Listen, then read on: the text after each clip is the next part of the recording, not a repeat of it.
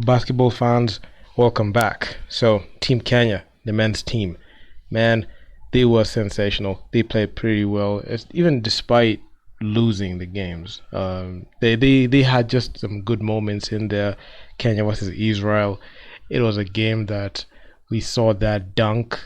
We saw a couple of dunks from Kojo. We saw a couple of dunks from Elisha. And Elisha actually has been nominated for Dunk of the Year. The way he dunked on that Qatar guy called Bobo, number 50. He dunked on him, and it was just so entertaining to see, and the energy and the 3 point shooting that we saw from Trevor. I mean, he was a guy that was just the secret weapon.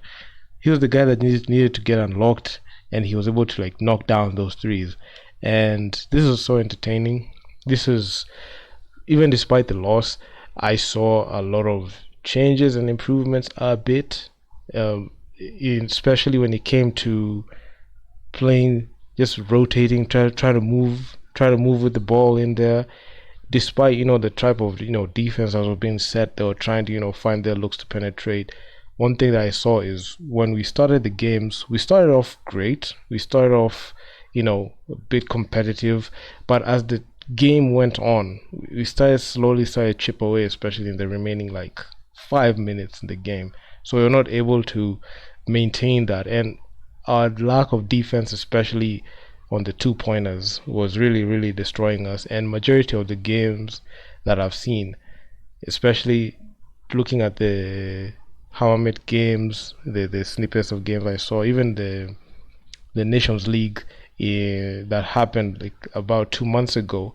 One thing I saw that was glaring was the fact that defending the 2 point shot, especially when it came from their opposing side and they were knocking them down, was something that was very concerning. And this is something that has come back to bite us.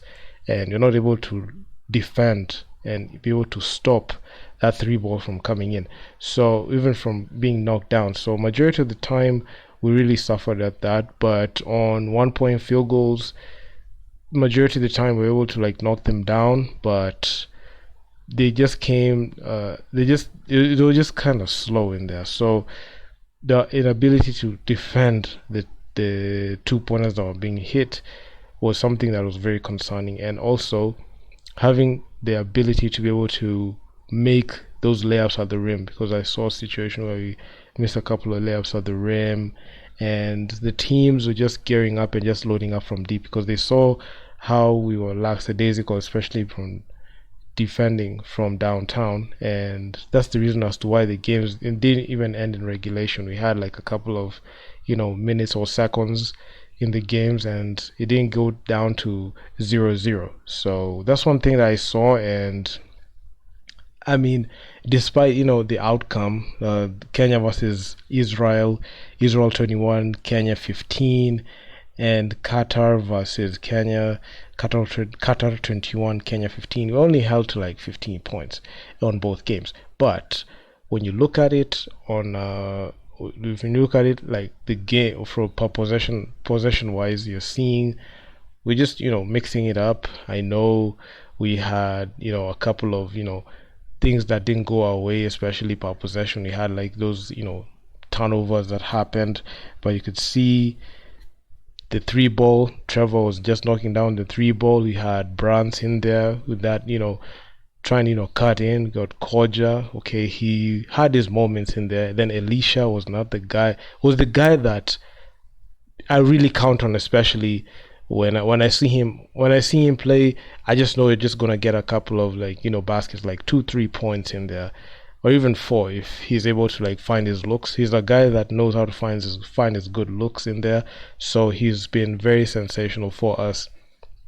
Even coming from like the assignment that we saw in the Algeria 3x3, the FIBA 3x3 Nations League, he was spectacular. Even despite the outcome that we had the other time, he was still balling out. And right now, he's just going into the zone, and he's able to like pick his spots pretty well.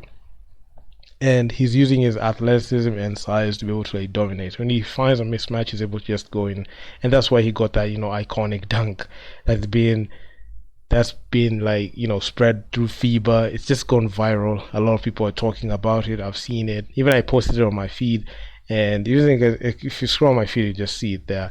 And he had a couple of them. He had two of them that were very sensational. A two-handed jam, a one-handed poster. I mean, he baptized that guy from Qatar, and that dunk just gave me like flashbacks of what Vince Carter did in the Olympics, in the 2000 Sydney Olympics. So he was awesome. He was awesome, and he's that guy that when I have him on the floor, I'm very confident that we can be able to like cut the deficit. When he sits, somewhat our offense just goes to like 60 to 70%, but he's on.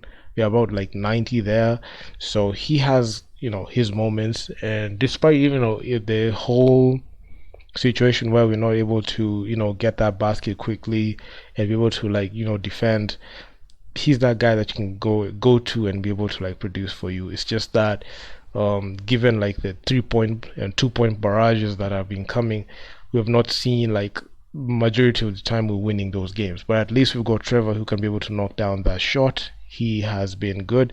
And also you can see Brands as well knocking down that shot. Kodja, he has to walk inside. He has to be like he has to be able to use his wingspan to grab those rebounds, put backs, tip ins, all that great stuff. So I'm just excited. I'm just excited the way we started. It's not the outcome that we had envisioned at first, but when I look at this, it just gives me hope, and I just feel excited. We're playing some exciting basketball.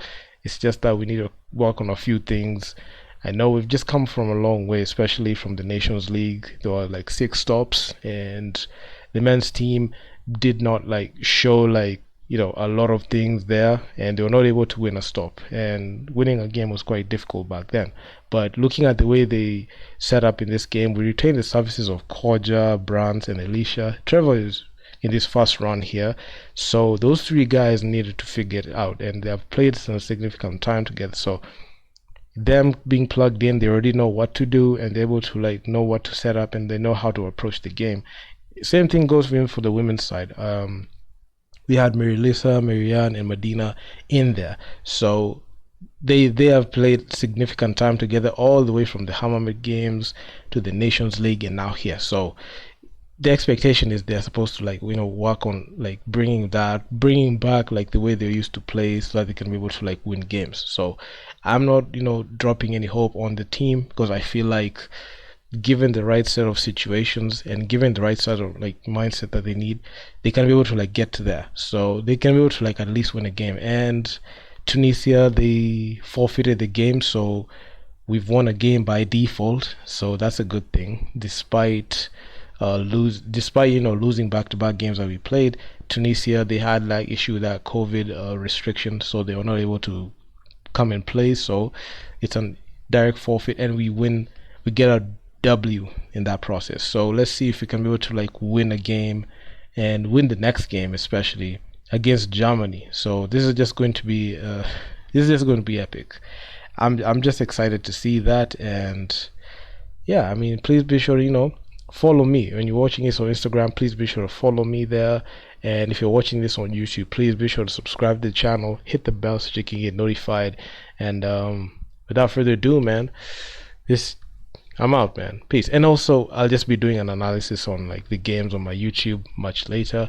So I'll just enjoy the games, and I will drop like my gems on like the film study, and you just look at the film. So I'm out. Peace, guys.